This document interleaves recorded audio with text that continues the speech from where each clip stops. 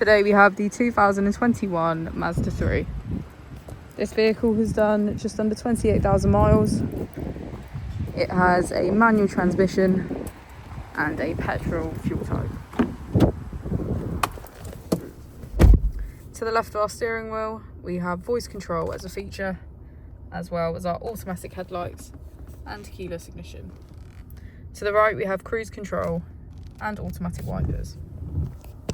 Moving on to our screen, we can access communication, entertainment and information, navigation and settings.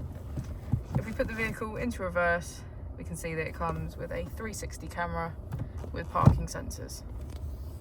Just below is our dual zone climate control with heated seats on either side and our heated steering wheel.